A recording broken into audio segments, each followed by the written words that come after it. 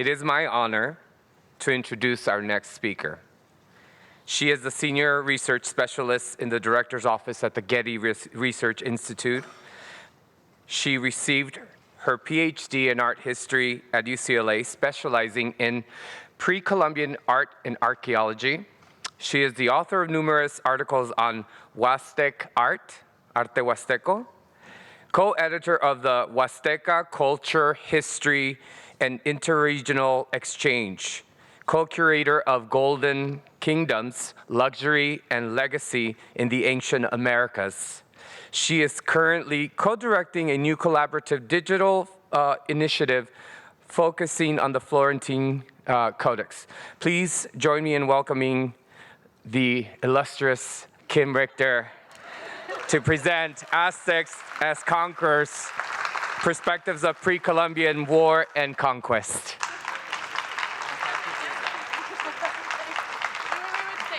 Stay. Okay, I just have to show, because I just learned that Gabriel is from the Huasteca. I'll be talking about the Huasteca. You heard what the Huasteca is like, my thing.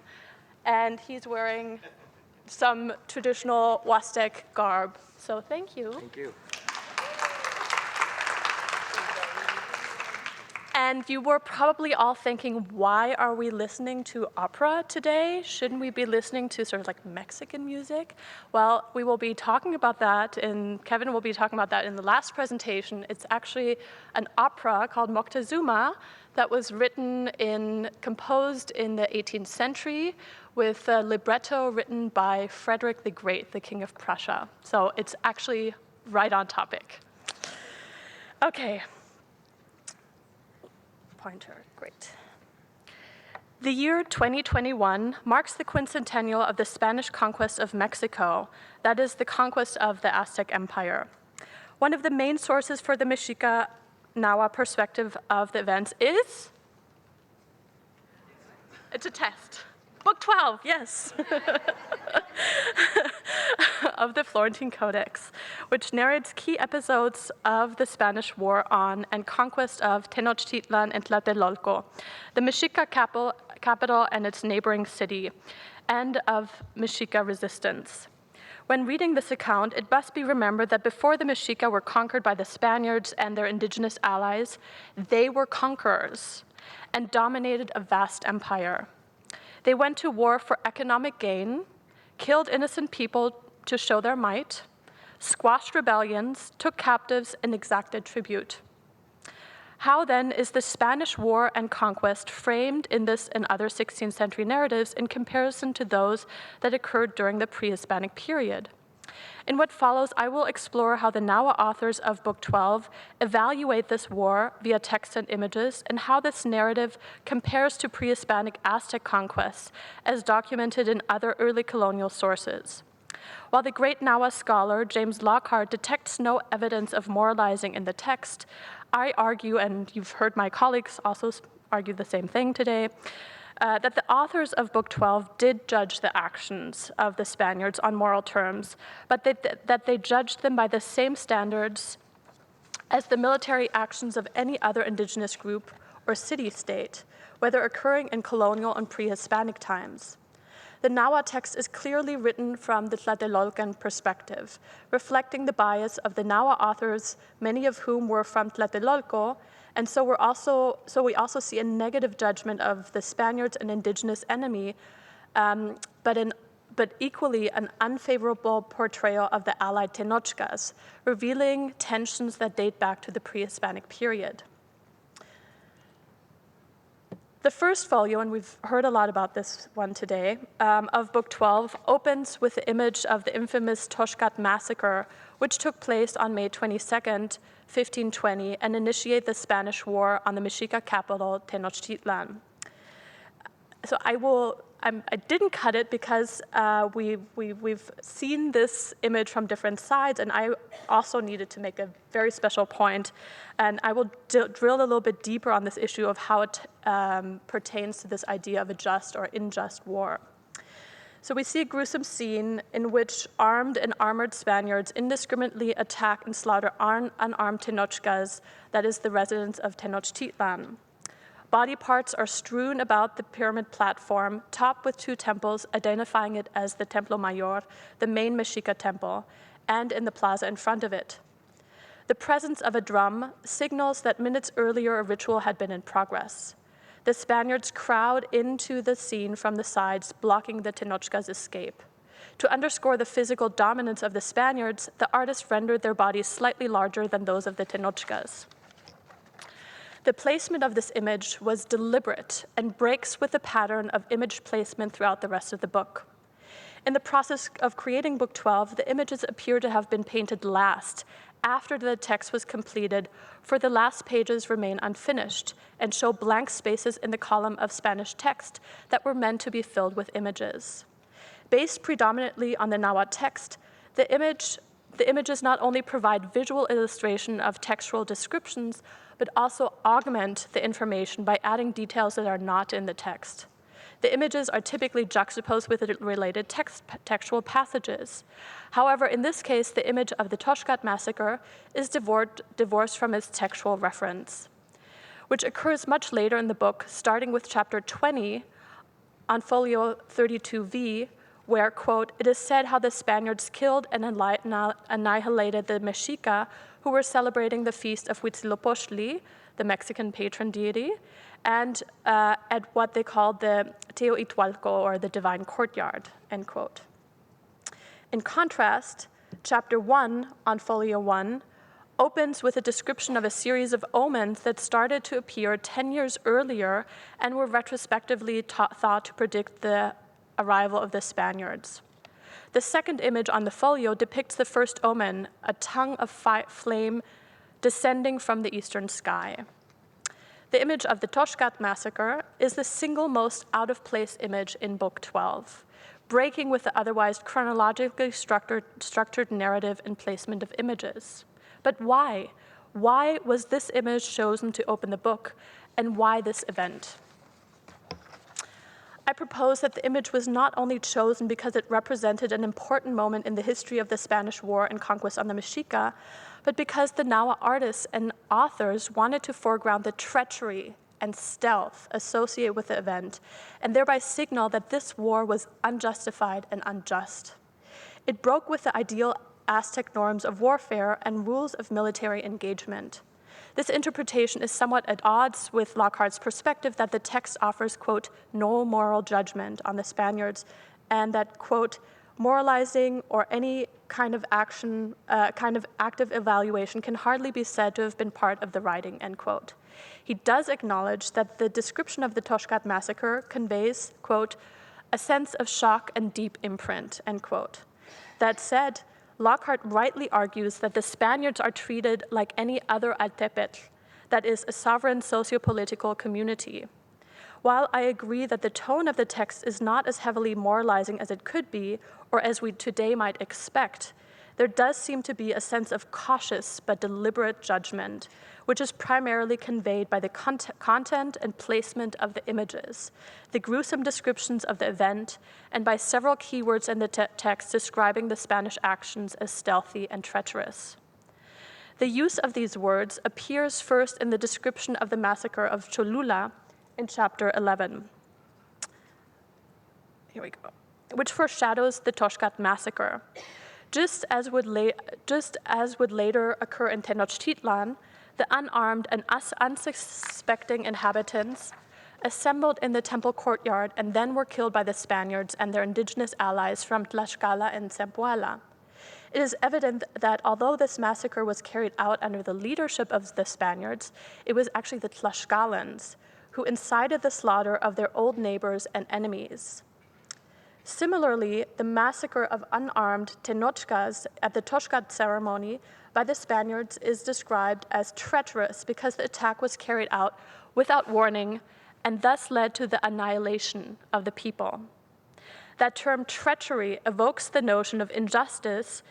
That the term treachery evokes the notion of injustice is made clear in another passage that describes the treacherous killings of innocent people during the Mexica siege of the Spaniards, who had fortified themselves in Moctezuma's palace. The Mexica indiscriminately killed anybody who brought food or was merely suspected of bringing food to the besieged.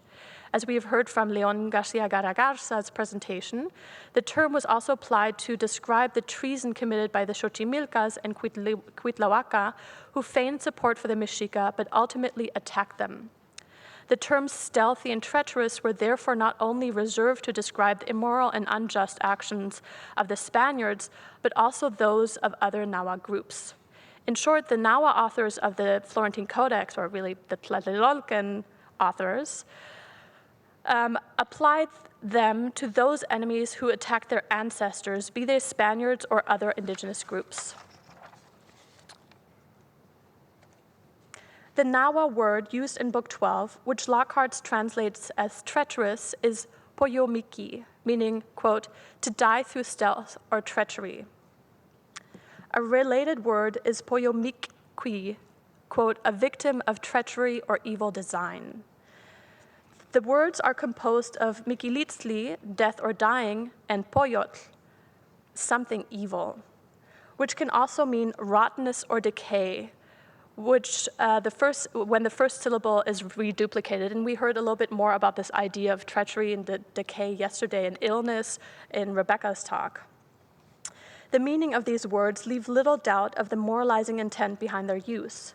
Applied to the Toshkat massacre, the first act of war upon the Mexicas, the author's intention must have been to designate that event and all that occurred afterwards as treacherous and unjust.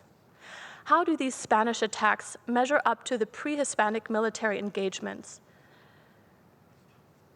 And what would the Mexica have considered a just war? The anthropologist and expert on Aztec military history, Ross Hasek, has written at length about the ideology of Aztec warfare and the ideals of Aztec military strategy. Hasek explains that the declaration of a just war was required in order to mobilize the support of the counselors and the people. One of the prime justifications for a just war was the killing of merchants. There are others, but this was a very important one. And this was seen as such a righteous cause that the ruler did not need to appeal to the counselors or the people. Ideally, war was then declared in the plaza for 5 days. The opponents were not formally warned in advance, but typically knew of an impending attack. No stealth or treachery was involved according to these ideal rules of military engagement. However, the reality was a little murkier. Aztec histories recorded in the 16th century are filled with many stories of infighting and backstabbing between communities, stealth and treacherous attacks, rebellions against Aztec dominion, and artificial provocations of war. The Aztecs also employed various war tactics that improved their advantage in battle, such as attacks by night or feigned retreats. Not surprisingly, Tlacaelel, the most famous Mexica Xiuhcoatl, or supreme advisor to the Aztec emperor, is described by Dominican friar Diego Duran as, quote, being bold and cunning in the trickery of war, end quote. This cunning and trickery in warfare allowed the Aztecs to gain dominion over a vast tributary empire. The repeated conquests of the Huasteca region of the Gulf Coast of Mexico, a region coveted by the Central Mexicans for its abundant agricultural productivity, provides an insight into these tactics.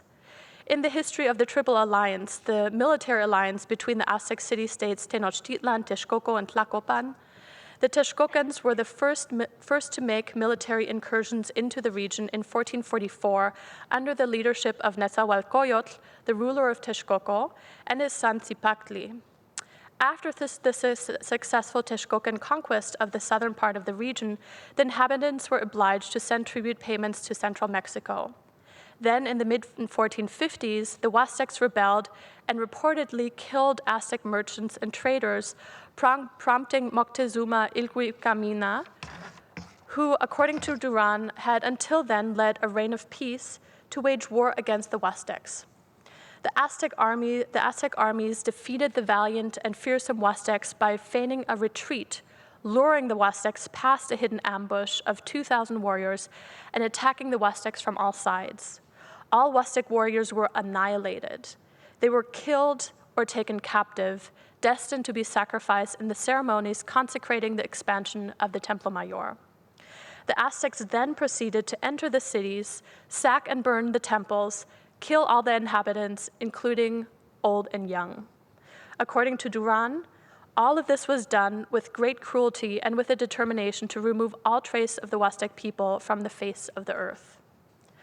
On the face of it, the war must be considered just according to Aztec rules of engagement. After all, merchants were killed. However, as Hasek points out, incidents involving Aztec merchants were so frequent and so widespread that, quote, they cannot be understood as reasons for the wars, but as pretexts, end quote. Aztecs sent merchants to regions as deliberate actions of provocations to provide a ready excuse for war. This was likely the case for the war on the Huastecs as well, for it occurred in the midst of a prolonged famine in central Mexico, lasting from 1450 to 54. Moctezuma Ilhuicamina's victory over the Huastecs gave the Aztecs sustained access to this agriculturally bountiful region in the tropical lowlands and to the Pacific coast, indicating that economic gain was the primary justification for war, and that the killing of merchants was indeed just a pretext. Surely, if any accounts of this war from the Huastec perspective had survived, they too would have described the attacks as treacherous and stealthy, much as how the Mexicas described the Spanish War when the tables were turned. This harsh treatment of the conquered regions, moreover, would ultimately be the undoing of the Aztec Empire, as we've seen with Leon's presentation. Such treachery in war was not only carried out in distant lands, but also close to home. Duran records an episode of hostilities between Tlatelolco and Tenochtitlan in 1473. The same two Mexica sister cities that would be close allies during the war against the Spaniards, in which the ruler of Tlatelolco, Moquihuix, prepared for an attack on Tenochtitlan. His principal noblemen counseled him to attack Tenochtitlan, quote, suddenly in the middle of the night, end quote, which they did. Because the Tenochcas, under the rulership of Axayacatl, had already learned of this surprise attack, they were prepared and successfully fought off the Tlatelolcans, who were forced to retreat to their city. According to this account, Axayacatl himself killed Moquihuix and his advisor, Teconal, and then tossed their bodies down the stairs of the pyramid. This image accompanying Duran's account shows Axayacatl, identified by his name glyph, as he boldly leads the Tenochca warriors into victory against the Tlatelolcans. The two bloody bodies at the foot of the pyramid presumably are those of Moquihuix and his advisor. Note the involvement of women here, echoing what we heard yesterday about the role of women in war. They're standing on top of the buildings and coming in from the right, all naked, wielding weaving batons and expressing breast milk. The women are the last line of defense and muster a final attempt to shame the victorious intruders. And if you want to read more about this fascinating account, I direct you to Cecilia Klein's article, Fighting with Femininity, or you can just ask her later because she's also the moderator for today.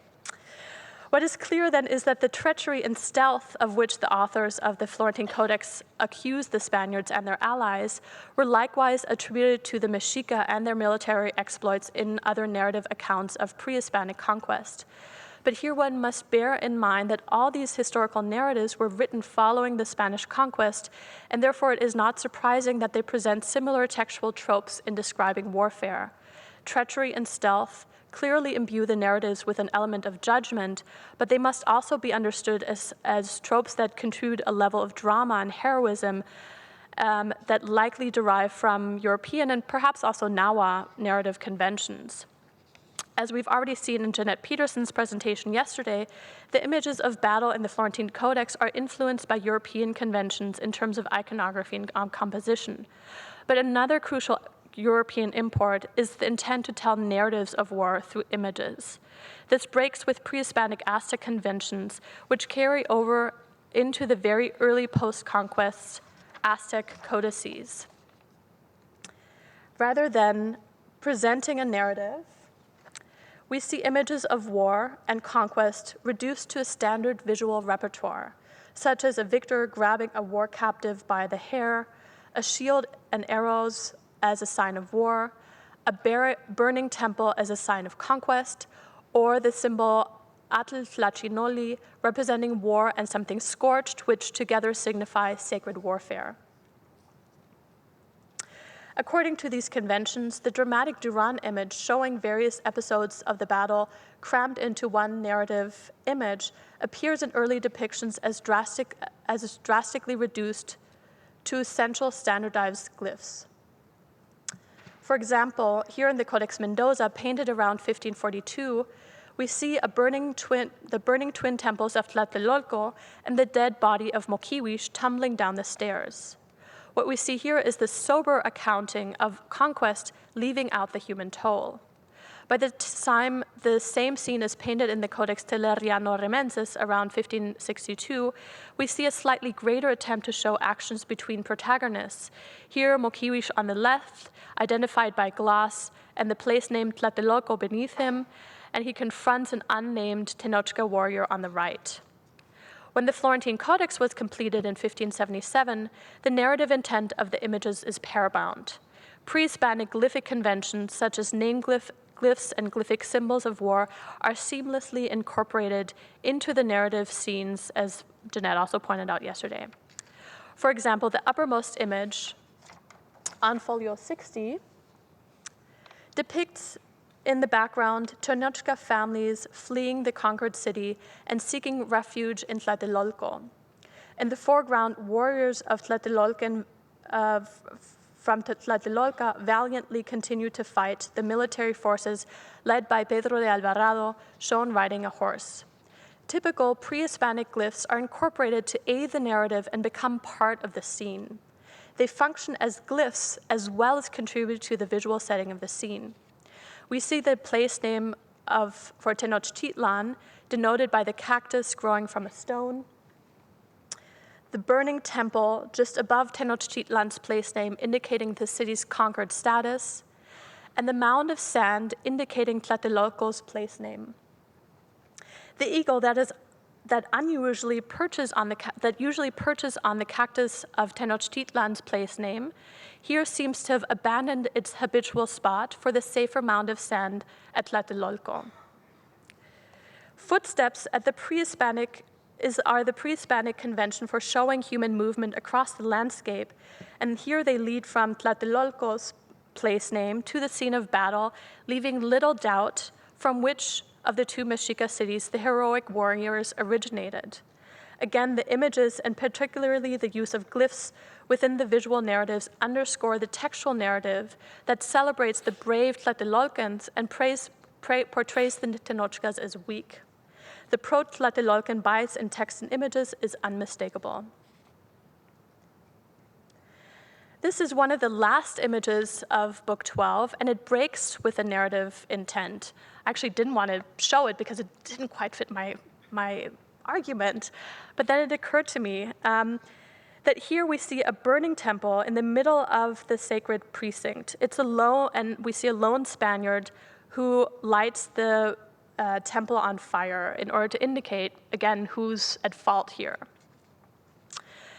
And it occurred to me that it seems as if here now the words and the narratives seem to fail.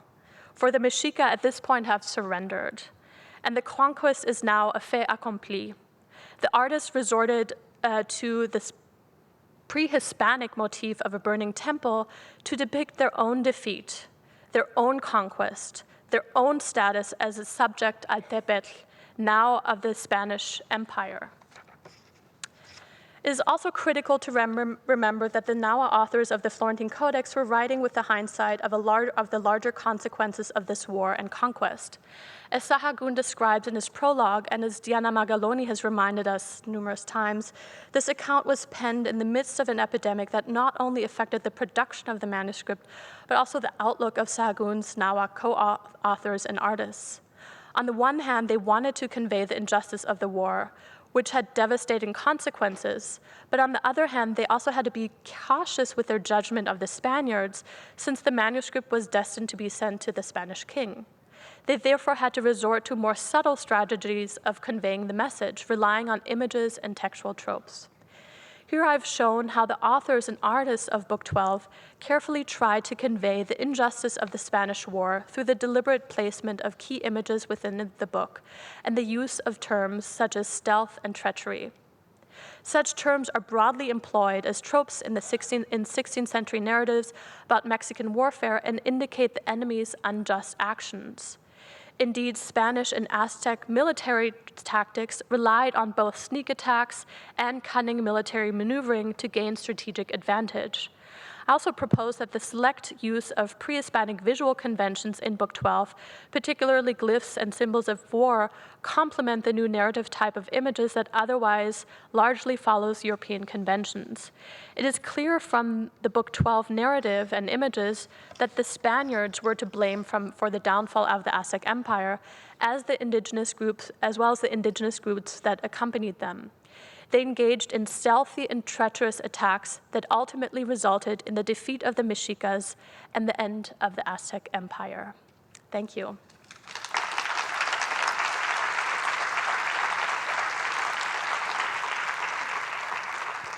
Our next presenter is Joshua Fitzgerald. Oh, I'm too tall, sorry. Thank you. He is the Getty intern for GRI's Digital Florentine Codex project. He earned his doctorate in history and is certified in museum studies from the University of Oregon. His dissertation is an indigenous history of education in colonial Mexico, revealing how Native students shaped colonial schooling in the 16th century. Please join me in welcoming Joshua Fitzgerald to present Caped Crusaders, Tlahuitzli Illuminations, and Nahua military history from the estranged Calmecac.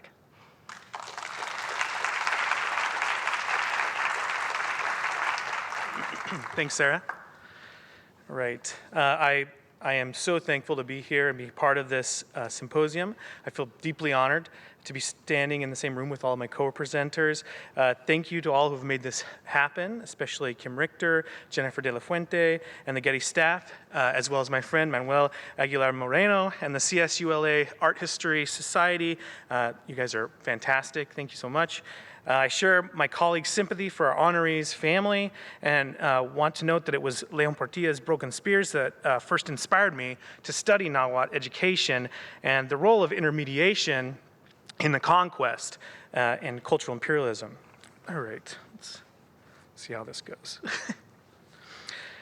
This presentation is derived from portions of my dissertation, now a book project, Unholy Pedagogy, that examines material culture before and after the advent of Christian pedagogy in Mesoamerica. As a way to frame my talk, I will be focusing on indigenous conceptualizations of animal regalia commonly associated with indigenous warriors, the infamous eagle and jaguar warriors, for example, which are commonly called Tlahuitzli. These bodysuits came in a variety of animal likenesses, and they are readily recognizable in Spanish conquest portions of the Florentine Codex, as we have seen today, and in the Lienzo de Tlaxcala. I have 3 core questions regarding Tlahuitzli that sort of focus my talk today. What is the significance of wrapping one's body in animal regalia? What other non-military uses did Tlahuitzli have in Nahua society? And what role did Nahua women play in the use of these so-called military devices? And why do we find scant evidence of women wearing animal regalia in the Florentine Codex, especially in Book 12? I believe that there is more than meets the eye regarding the protective purposes of these devices, and I argue that they need further study. I will highlight their part in the traditional production of meaning associated with human-animal relationships and allude to how those traditions transformed in the transition from the Calmecac or elite temple schools of the Nahuas to the Christian convents under Spanish Catholic indoctrination.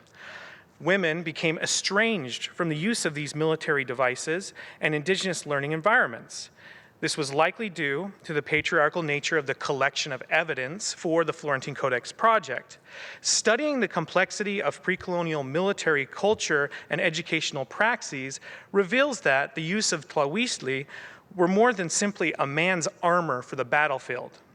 Practicing the wrapping of oneself in animal clothes Mesoamericans, male and female, recalled the preserved local heritage. I will show later on, and in a way, animal regalia helped retell local knowledge and preserve identity. Tlahuistli were narrative devices, and in other words, and equating their definition as military devices associated with warrior clans and combat alone misses much of the sophisticated cultural baggage that also appears to have clung to those who cloak themselves in animal regalia. What are Tlahuistli?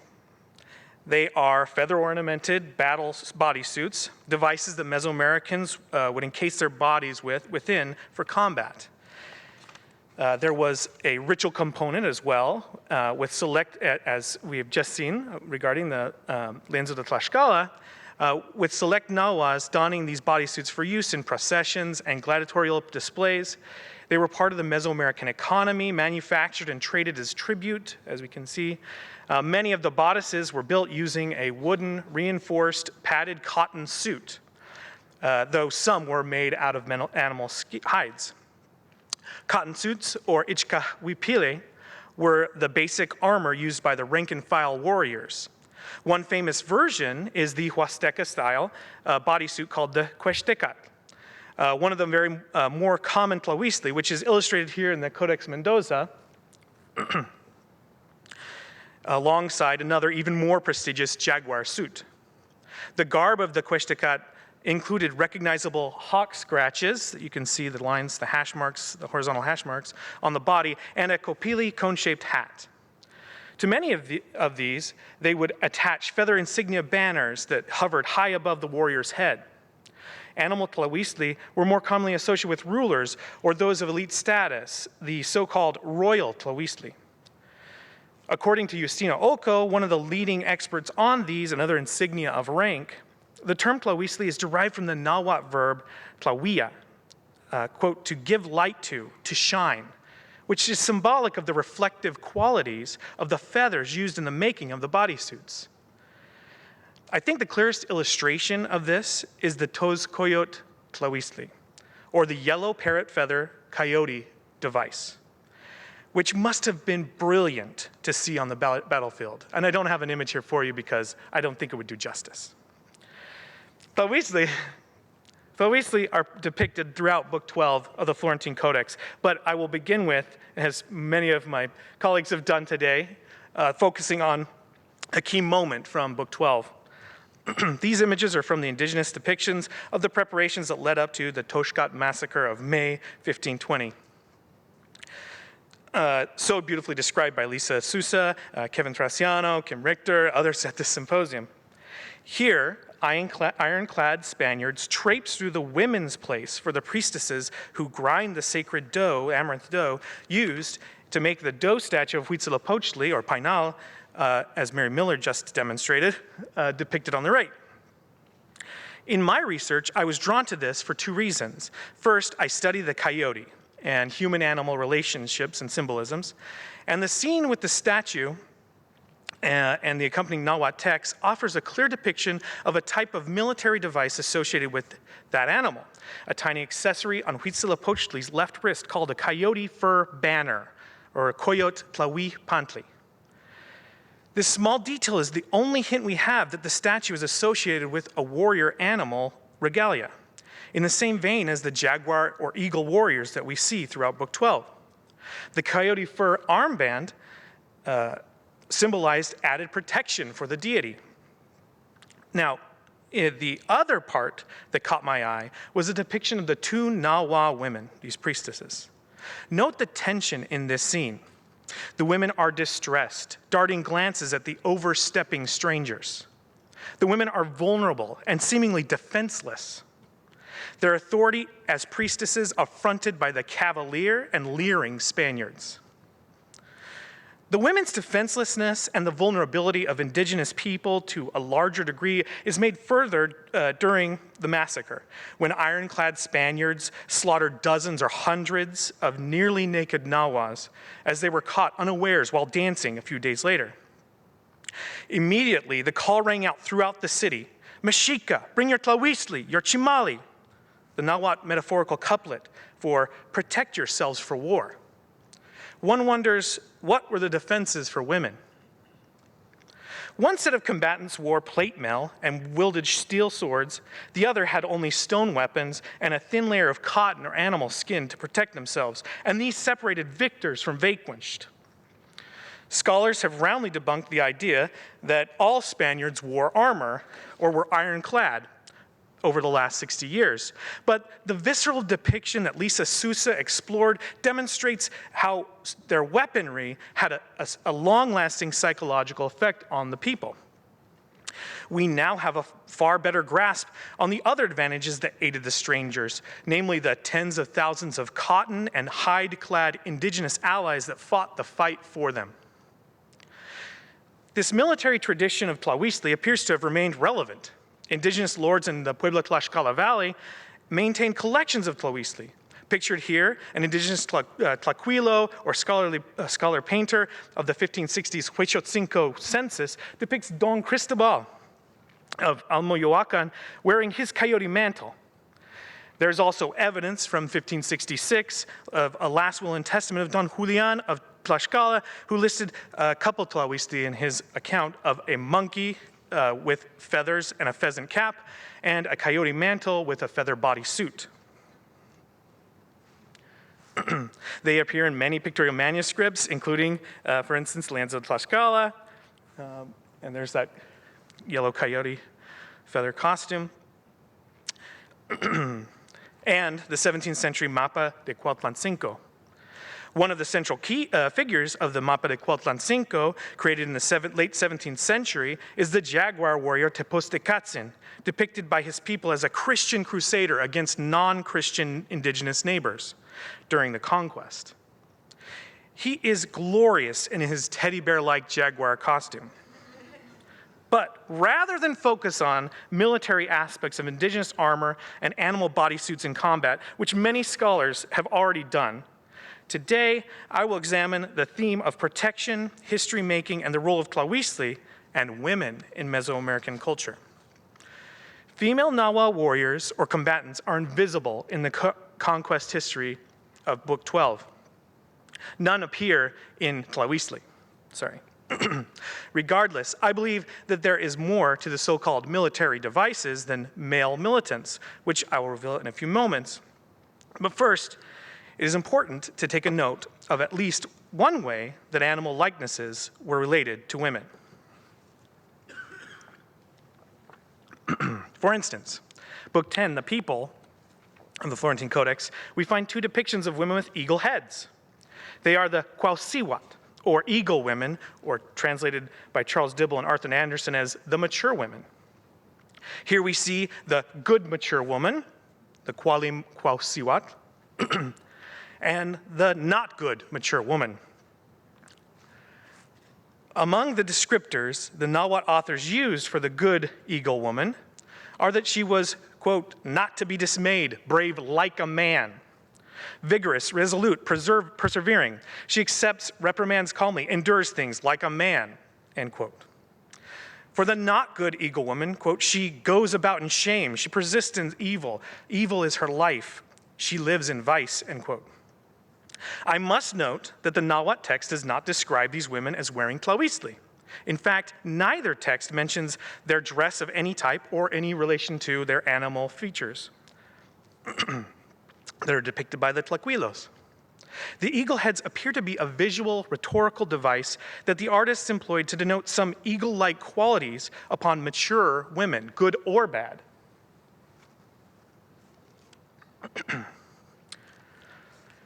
These potentially negative depictions of mature women and the lack of animal women warriors writ large may indicate the biased perspective of the indigenous informants, collegians, and artists that created the Florentine Codex. That they highlighted men in warrior garb and associated with elite warrior lineages could be due to the majority of men involved with, with the process. That, or it is possible the indigenous authors and artists hope to shield the practices of their women from the purview of foreigners and zealous priests. But we must also keep in mind that the authors and artists did not create the Florentine Codex in a Mesoamerican vacuum. We cannot ignore the European military traditions that influenced its authors, especially the strange new realities that accompanied 1519. Most of Bernardino de Sahagun's aides had been schooled by him or his fellow Franciscans at the Colegio de Santa Cruz Tlatelolco, or in other early conventual learning environments, such as the one built in Tepapulco, where in the 1560s, excuse me, Sahagún famously began supervising the production of knowledge for the Codex. Recently, Pablo Escalante Gonzalvo and Jeanette Favrot Peterson have made compelling arguments that Western military history aesthetics are present in Book 12's Conquest pictorials. It is now clear that the Nahua collegians and Tlaquilos had European models to follow. Women as women may have been shut out for this reason too, that there were limited depictions of European women as warriors in the books that the Tlaquilos used. But the remainder of my time will be spent focusing on Mesoamerican bodies and culture surrounding animal regalia that helped demonstrate one's status and local identity. Over the past century, military and cultural historians have deconstructed war regalia, insignia of rank, and military schooling to a great extent. From one of our earliest grammarians, Alonso de Molina, we have these definitions of tlahuistli, which he codifies as armor or insignia. The defensive nature of the term is seen in these combined terms. It is further reduced when Molina translated the Spanish back into Nahuatl, where armor is metal tlahuistli. For Inga Clendenin, the style of combat that Nahuatl artists emulated with animal bodysuit depictions was one of, quote, poised stillness exploding with violent action, end quote. The artists were influenced by the traditions of military schooling for young men, a cornerstone of Aztec life. Boys raised in military schools lived together, practicing field maneuvers and one-on-one combat to perfect how they might act at wartime. The most primed warriors would be featured fighting against captive opponents in gladiatorial ceremonies, their opponent tied to the infamous sacrificial stone slab. The warriors commonly donned tlahuistli. These so-called military devices were animal bodysuits, capes, cloaks, and skins that warriors put on during religious ceremonies, military conflict, and political events. Many appeared to be made from animal hide, but according to the sources, they were these cotton sheets into which feather workers tied, glued, wove thousands of feathers colored to reflect the desired animal's likeness. Tlahuistli, capes, and cloaks were regulated goods, and Book 8, Rulers, offers a laundry list of articles reserved for the nobility. The tlahuistli were intricate affairs, and many included components of animal remains, especially skin and fur. These traditions appear to have deep roots. On the walls of Teotihuacan, built in the classical period, for example, women priestesses are depicted wearing avian and crocodilian costumery. At the Palacio de Atatelco, one finds people dressed in coyote regalia, singing and gesticulating as if they were in procession. The human eyes and holes for ears are seen through cutouts of the pelt. These and the coyote heads that punctuate the crisscross pattern of are death masks, their tongues extended and ears pinned back. Coyote ears are found on the limbs of the wearer, and they lay scattered upon the floor. And each coyote warrior has, as some have described them, carries a fan made of feathers in their right hand and a bundle of darts clutched close in their left. This is believed to be a combination indicating the preparedness for warfare. Wearing the suit of a coyote or other animal garb could have indicated religious specialization or a particular portent. Book 5 warns that those born on Se'echat, one wind, a prescribed evil day under the purview of Quetzalcoatl, were, quote, evil, corrupt, one who deluded, laid enchantments, end quote. He made Tlacatecolot speech, Tlacatecolot looks, and he did so, quote, with the guise of a beast, with the guise of a coyote. Sahagun's initial record is suggestive. Quote, the 16th augury is this: when someone encountered a coyote or it crossed his path, it was said that he would die soon, end quote. But the Florentine Codex qualifies this a bit, stating that when one encountered a coyote on the road, it was Tezcatlipoca, who often, quote, disguised himself as a coyote, and this coyote often intercepted men on the road. And when he did this, then was heard, "This by no means a good time for he who goeth. Perhaps thieves or robbers are somewhere on the road, or something harmful will spring out at them," end quote. It may be that coyote covered walls at Tlatelolco was reserved for the honoring of a deity or a lineage associated with the animal. At the time of the arrival of the Spanish strangers, the Nahuas did practice a tradition of lineage houses, such as the famous ones of the jaguars and eagles. The Nahuas called them calmecac, or a cordage house, which were religious and military schools.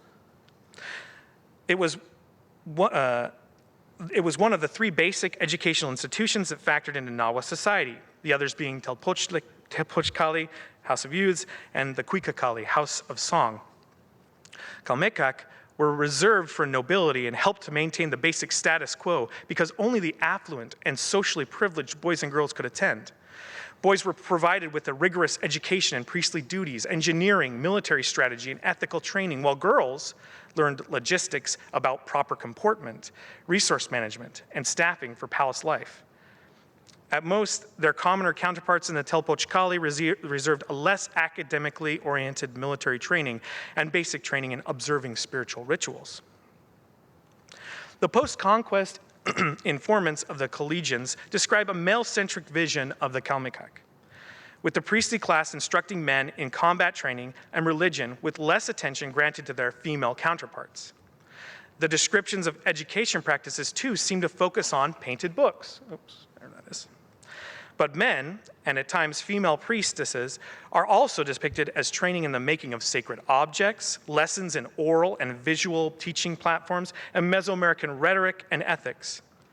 In the 1520s, at the time of the strangers, the Franciscans inserted themselves into a patriarchal role, and it is challenging to peel back the layers of colonial influence that entered into these descriptions. After graduating, After graduating in the pre-colonial days, Calmecac students are described as becoming commanding officers, leading the rank and file into combat, wearing the prestigious tlahuistli. But they were also primed to be the next set of educators. When worn for combat, tlahuistli signaled the specific lineages that stood against the opposing forces, coyote, jaguar, or eagle. And some temple schools maintained collections of bodysuits or helped in the manufacture of them. The memories of public spectacles surrounding tlahuistli wearing warriors influenced the Florentine Codex pages. And depictions of men in animal costumes added a dramatic visual power to the action, heightening the sense of military might of the indigenous warriors. Students of conquest and warrior culture, the collegians and tlaquilos, may have overemphasized the military and gendered functions of animal bodysuits, downplaying how tlahuistli mattered throughout the codex. The rituals of the month of Tlacaxipehuilisli, as depicted in the visuals from here, show figures wearing tlahuistli, eagle, jaguar, coyote facing off against the sacrificial victim. In fact, the maxim that one's clothes made the man can be found in the descriptions of the feast of Tlacaxipehuilisli from Book 9, during which Tlatoani Ahuizotl honored a group of merchant spies who had disguised themselves to secretly enter an opposing force to the Mexica, the Altepet of Ayotlan. These merchants were honored when Ahuizotl gave them shiny and precious capes and front row seats to the gladiatorial event. Significantly, these merchant spies had disguised themselves to enter Ayotlan. But it was only after they had taken all the tlahuistli and the quetzal feather crests from their enemies that they broke through the Ayotlan's defenses. Tellingly, they assumed the protective devices for themselves. And one wonders if the story that was retold to them at Tlacaxipehuilisli had something to do with this event. Imbuing actions with tlahuistli could be central to the founding of a new community, in fact, as seen in the origin story of the featherworkers of Amantlan. And it is this example that most clearly demonstrates the role of women in animal regalia. According to the elders of Amanteca, their patron deity, Coyote Inahual, or Coyote Double, had been with them since the beginning. Their ancestors, whom they called newcomers, had first carried Coyote Inahual with them, and the deity had offered them guidance along the way. The symbolism speaks to the idea that the Amanteca had a Chichimex heritage, the rough and tumble people of the north who regularly wore shaggy dog or coyote skin cloaks. Upon reaching their new home, the Amanteca, quote, set up a statue. They made it of hewn of wood, and they raised his Calmecac for him. They named his Calpuli Amantlan. There they paid him honor. They made him offerings, end quote. In the Amantlan's temple school, priests oversaw the reliquary where this wooden statue stood. Celebrating their patron annually, the Amanteca dressed a male community member in the guise of Coyote Nahual. Their communities made this tlahuizli themselves, and they topped it with a coyote skin mantle, its maw open, and the face of a man inside it. At one point during the festivities, this representative for Coyote Nahual led a procession of 4 men and 2 women. These others were named Tizawa, Maquil Osolot, Maquil Xiutlati, Shilo, and the god Tepostecat. Of these, Maquil Osolot and Maquil wore tlahuizli. And according to the Nahuatl text, the bodysuits were of a jaguar with a jaguar mantle and a rabbit with a rabbit mantle, respectively. Contrastingly, the Spanish text claims that most of the men wore coyote feather bodysuits with the priest figure Tizawa and the 2 women dressed not described at all. Additionally, the Spanish mentions that Maquil Osolot and Maquil actually had dead coyote head mantles. If the Spanish is to be believed, these other coyote figures, these other 5 men, may have been the Amanteca's way of appearing more Chichimec-like during the procession. Regardless, accounts agree the featherworker's patron deity was war-ready with, quote, his sword-shaped staff, set with the obsidian blades and his shield, end quote. And the other tlahuizli-clad people carried shields as well. In this way, the industrious Amanteca may have used their pageantry to keep local traditions alive and depict themselves the descendants of coyote warriors for a battlefield. Significantly, Book 9, scribes and painters differ on the way the women of Amanteca were depicted. In both the Spanish and Nahuatl texts, Xiutlati and Shilo are described wearing elaborate designed huipiles, the former in blue, the latter in red. Made kaleidoscopic, these huipiles were fashioned with the hundreds of thousands of feathers. The Nahuatl text is more specific, detailing the blue cotinga, the red spoonbill, green quetzal, yellow parrot, and brown eagle feathers, quote, whereby they were made marvelous, wonderfully finished, perfected, end quote. The women also had paper headdresses billowing with quetzal feathers, and significantly, their arms and legs were covered with divers feathers down to their wrists and ankles. This is not the depiction the Tlahuilos captured. 2 female figures wear the feather-covered huipil, their hair in plied braids demonstrating their mature status. The only clear distinction between them are the color bands at the base of their tops and the patterns on their skirts. The left figures are a light brown tone. The rights are comprised of repeated horizontal bands of red and black. Neither is depicted with diverse feathers covering them from neck down, nor are their heads topped with the prescribed paper headdresses. At least the depiction of the Amanteca, the artist failed to illustrate the critical status of women in the guise of animals. In conclusion, okay, so I will reiterate that the role of women in military devices needs further study. We must also dig deeper in the cultural meaning associated with human-animal relationships and how those traditions were taught in the transition from the Calmecac to the convent. Thank you.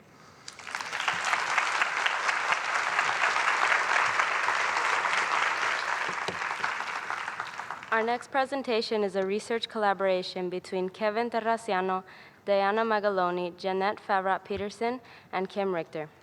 Please join me in welcoming Kevin Terraciano in presenting 500 Years of Representing the Spanish Conquest of Mexico, Tenochtitlan.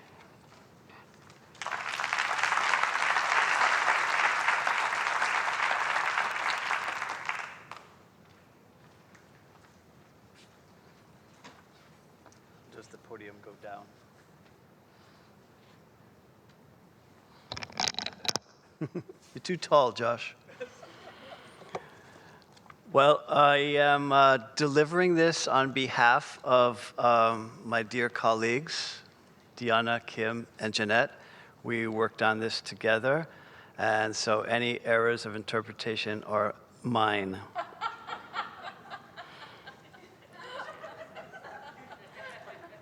The traumatic or triumphant series of events known as the Spanish conquest of Mexico, depending on whose side of the story is told, continues to engage scholarly and popular audiences on both sides of the Atlantic, especially in Mexico.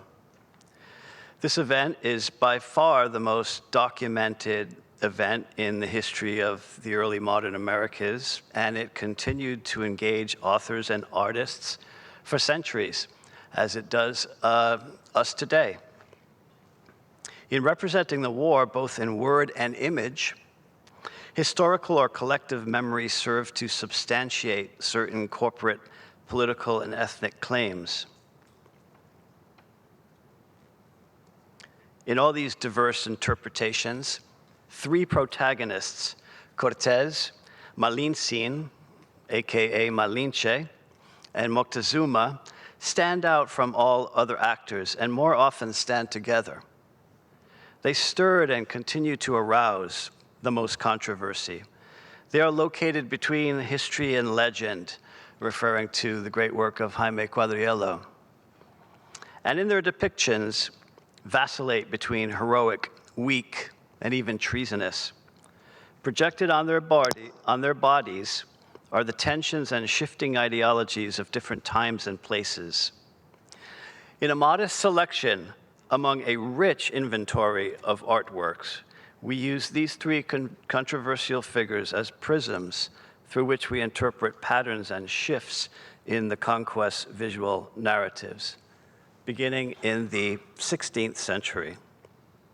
Although Europeans produced few images of the Spanish conquest in the 16th century, by the mid-century the Spaniards constructed a compelling narrative of events in writing. These accounts began with Hernán Cortés's letters that were published as eyewitness accounts of the war. They were published quite early in 1524, in Latin, in fact, in addition to other languages. And in 1552, Cortés's personal chaplain, Francisco López de Gómara, followed with a triumphant narrative of the war.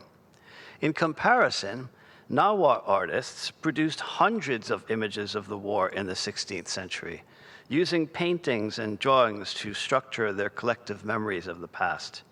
Not surprisingly, they rely heavily on a traditionally pictorial medium to communicate their often local perspectives. By now, we know that Book 12 of the Florentine Codex is the lengthiest indigenous account of the encounter in war, and in its Nahuatl prose, one of the earliest. With its 161 images, it also visualizes the brutality of the war from a Mexica perspective.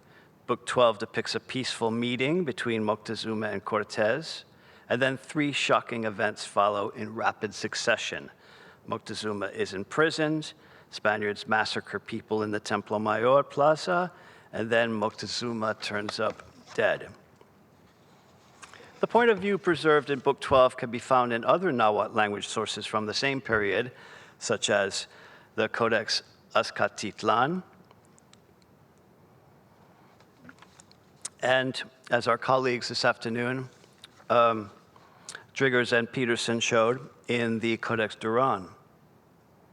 However, as Federico and Mary have shown today, some indigenous peoples allied themselves with the Spanish invaders.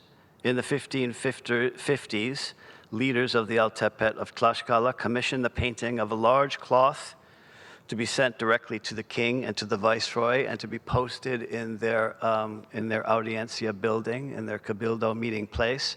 In fact, I believe there's a reference in the Actas de Cabildo to commissioning this painting so that they could send it to the king to impress upon him their service to the crown because they were suffering very much and they wanted to remind the king of the important service that they had provided to Cortés. They considered themselves to be the indispensable allies of the Spaniards, and in many ways they were. The Lienzo of Tlaxcala illustrates how Tlaxcalan leaders greeted Cortés, promptly accepted Christianity, and helped them conquer the Mexica. The painting portrays Malintzin as an ubiquitous, invaluable member of the Tlaxcalan-Spanish alliance, more prominent than Moctezuma, and nearly as important as Cortés himself. As the son of a Tlaxcalan noblewoman and a Spanish conquistador, Diego Muñoz Camargo's Descripción de la Ciudad y Provincia de Tlaxcala combines alphabetic text, Spanish, with more than 150 images. Although replicating the Tlaxcalan claims for certain political and economic privileges, by 1585, Muñoz Camargo constructs a more official and imperial image. The allegorical woman Malintzin is universalized as an allegorical Nueva España, which is here glossed on her, on the bottom of her huipil. Cortés is triumphant on horseback, looking a bit like Constantine, and Moctezuma has relinquished his macuahuitl and crown that lay broken at his feet, along with the destruction of, of an idol. Here.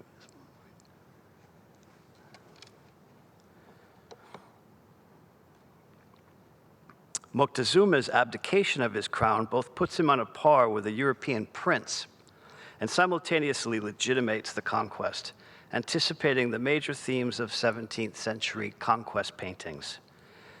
Neither the Tlaxcalan accounts nor Muñoz Camargo depict the Toxcat massacre, the event that was so significant for the Mexica. After the war, leaders of many Altepet adopted the same strategy as Tlaxcala to win favor or relief in the new colonial system, sending letters directly to the king if necessary. In the 17th century, royal chronicler of the Indies, Don Antonio de Solis, revitalized the conquest canon with his Historia de la Conquista de Mexico, first published in 1684 and reprinted throughout the 18th century. In the prologue, Solis declared that earlier works had failed to deliver an elegant narrative of the events that led to the creation of New Spain, and to give Cortés the credit that he deserved. Solis sought to combat antagonistic foreign pens, enemies of Spain and its overseas empire who exploited the writings of Fray Bartolomé de las Casas to promote the Black Legend. Solis extended his fight to foreign paintbrushes, referring specifically to the paintings of Indians in Mexico who he alleged had twisted the truth of the conquest.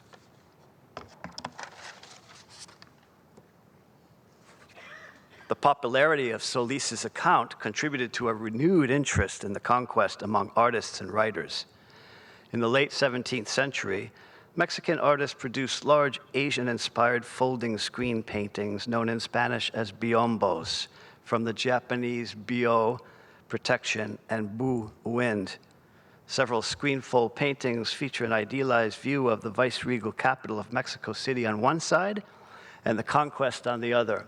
This is one that's in a private collection, and apparently it's for sale for $5 million with Sotheby's, but I believe it cannot leave Mexico, which it should not.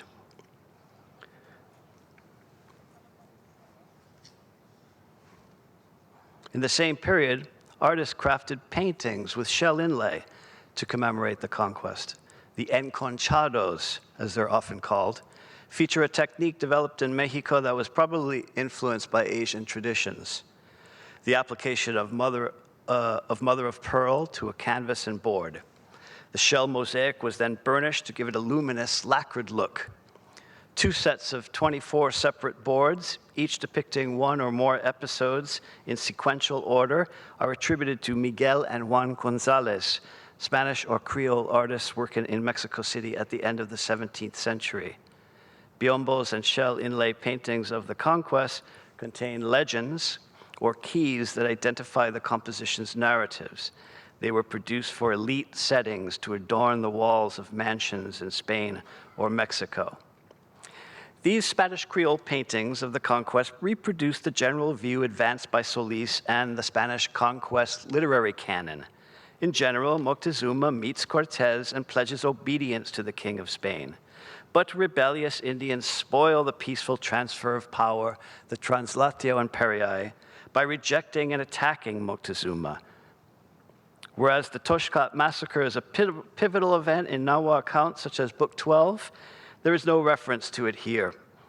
Cortés is depicted as a loyal servant of the king.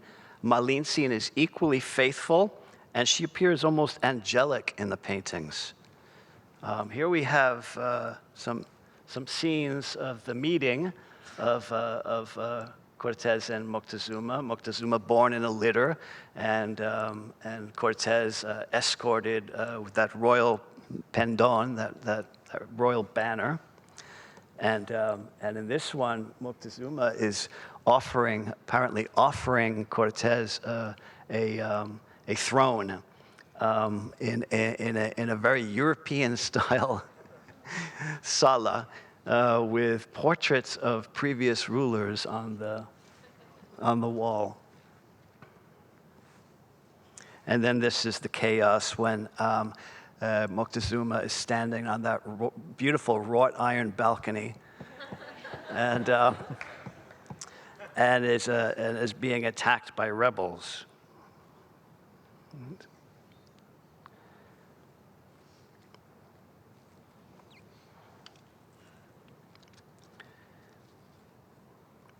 The violence begins when Moctezuma is assaulted by his own people after Cortés orders him to pacify a crowd from his balcony.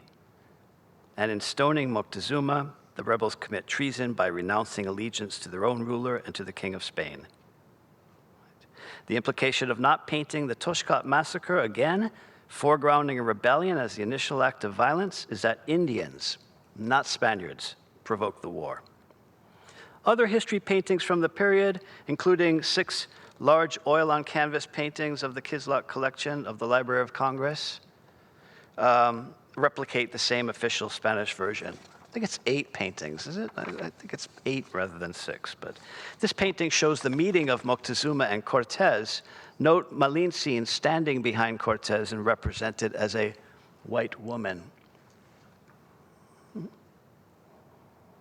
Many of the Spanish and Creole history paintings were produced in the last few years of Habsburg rule, when Don José Sarmiento y Valladares, Conde de Moctezuma y Tula, the Count of Moctezuma, ruled as Viceroy of New Spain between 1696 and 1701.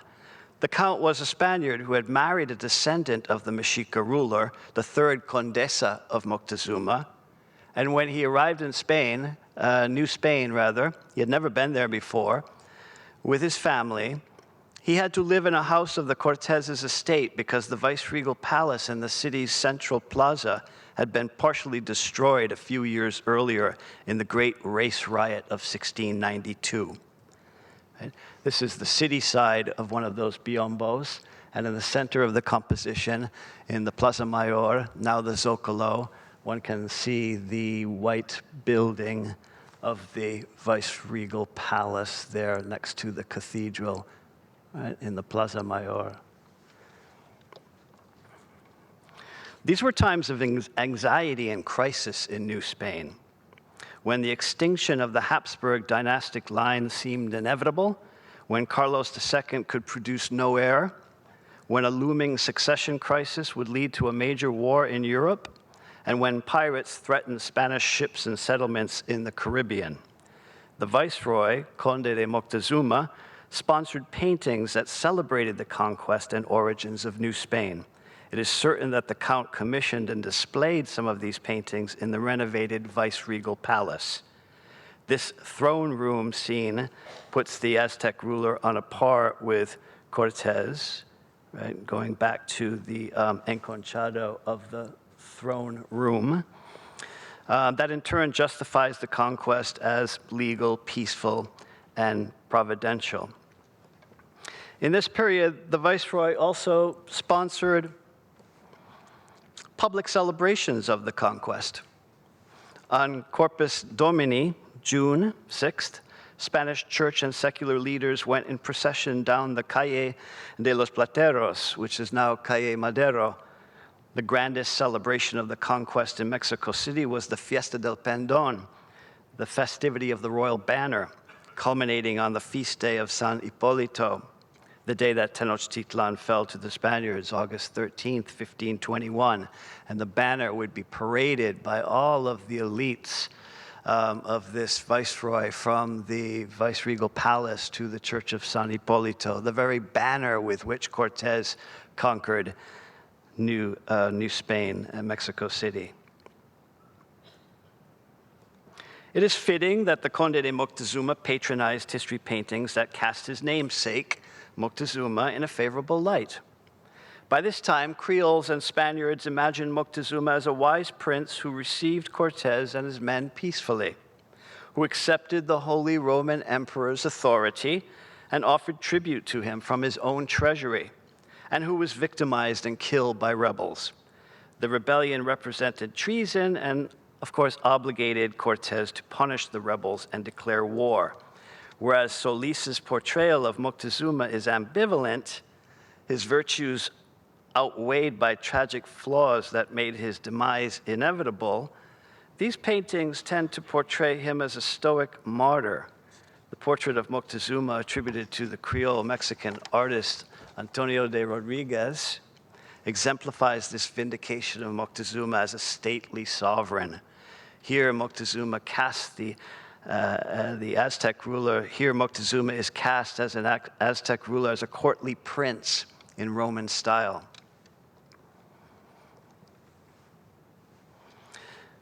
In the 18th century, Spanish accounts and images of the conquest, the imperial canon, circulated widely.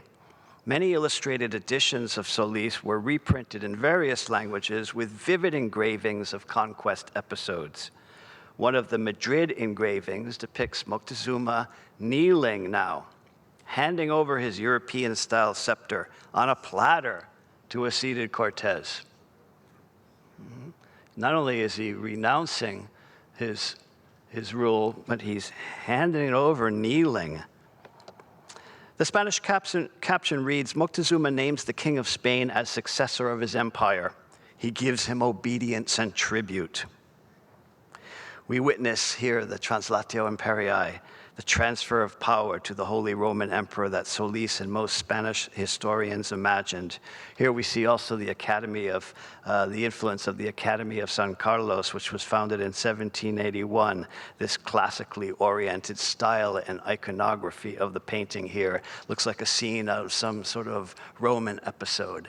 Notice how this is carefully recorded by the escribano, right? The legalistic sort of, the legalistic veneer of this translatio imperii, that there was an escribano on hand to record it all, right?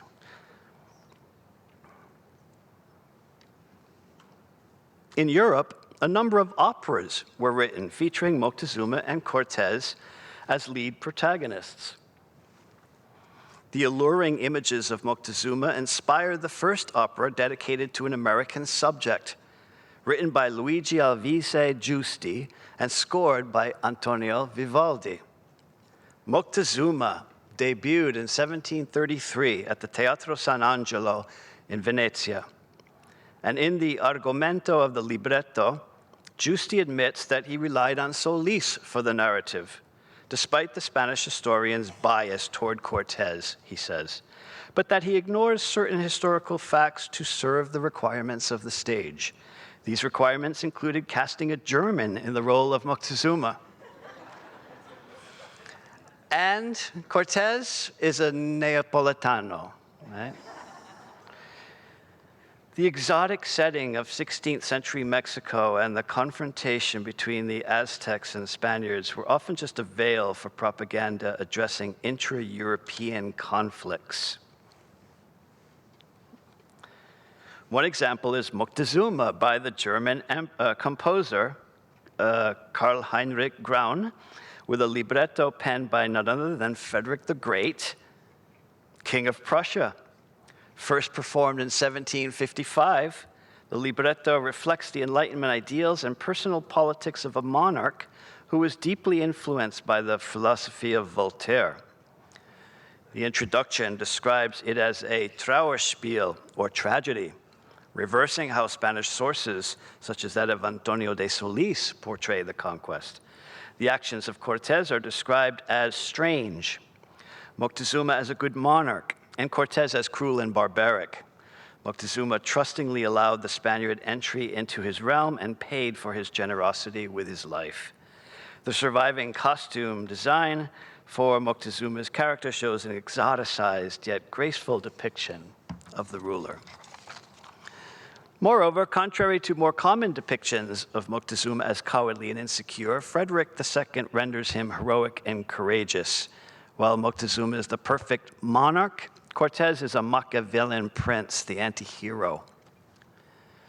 The opera continues to be performed today with multiple modern recordings and contemporary performances.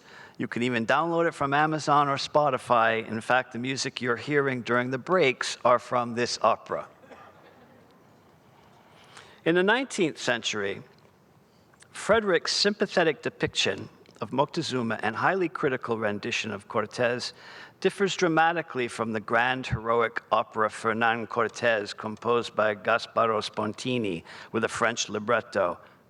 First performed in Paris in November 1809, at the height of Napoleon's Peninsular War, it pits Cortés, representing Napoleon, against savage Aztec priests, representing the Spaniards. The romanticized Cortés also has a love interest, Amazili, a Nahua princess who faces death for adopting the Catholic faith.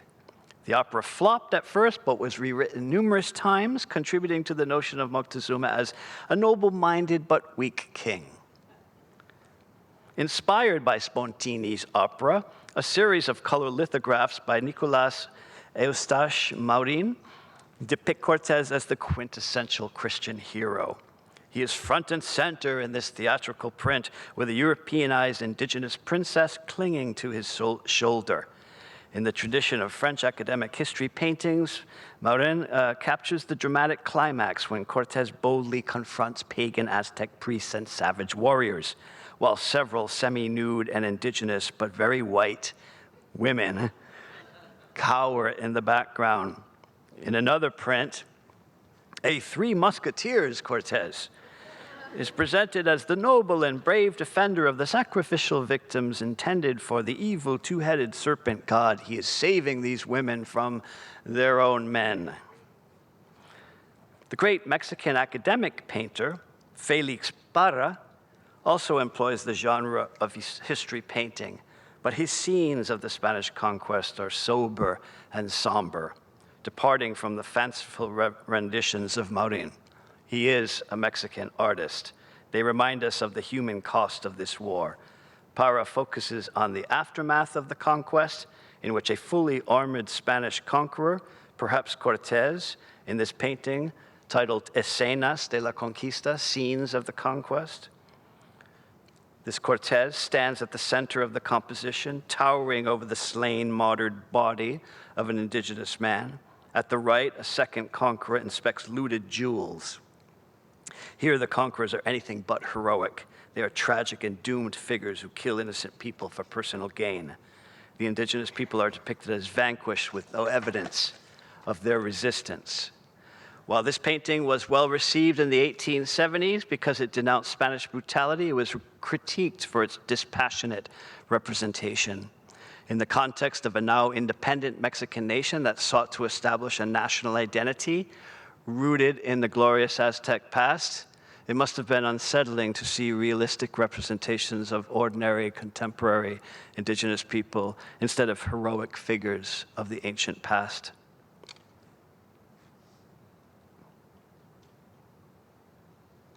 This pessimistic and brutal view of the conquest is redeemed, if you will, by another of Parra's canvases, similarly spare and symbolic, Fray Bartolomé de las Casas, defender of the Indians. He's framed by the central doorway and immovable as the stone column. Amid the carnage, Parra offers Christianity as a justification for the conquest. Painting in the wake of the Mexican Revolution, Diego Rivera, of course, takes a different approach in his murals in the National Palace in Mexico City. In a single wall painting that covers the grand double stairway, he captures 500 years of Mexican history, beginning with the Spanish conquest of Mexico and concluding with the Revolution. His composition, dense with historical figures, shows the epic battle between fierce Aztec warriors dressed in various animal costumes who fearlessly confront ironclad Spaniards on horseback. The face of Cortés can be identified in the middle of it all. To the right, Spaniards fire their guns and a cannon, a reference to their military advantage. The visual argument of this epic version of Mexican history steeped in communist ideology is clear. From this scene of conflict and struggle between the indigenous population and foreign invaders, a new Mexican nation state would emerge after the revolution. A red banner refers to Emiliano Zapata's Plan de Ayala, Tierra y Libertad, land and liberty.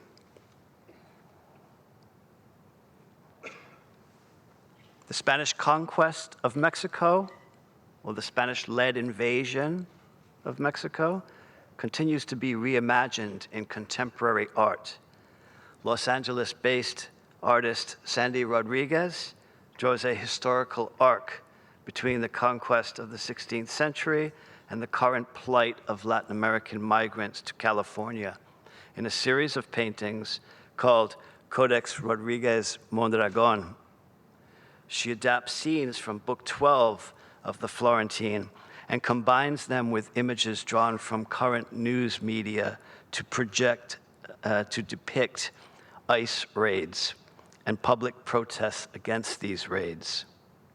These small vignettes are imposed on a large map of California, shown in full depopulated wilderness, as if to call attention to the fact that the revolutionary promise of land and liberty referenced in Rivera's mural never came to fruition, neither in Mexico nor in the US. On another map of the borderlands, we see mothers on the Mexican side weeping for their children who are detained in camps on the US side. Their emotional grief and psychological trauma are palpable. The mothers are painted in the style of the Florentine Codex, while the bird's eye view camps are reminiscent of news helicopter footage. These deliberate visual citations invite the viewer to reflect on how social processes set in motion during the Spanish-led invasion of Mexico brought us to this heartbreaking moment in history under the current US regime. Thanks to my colleagues for this presentation, and thank you.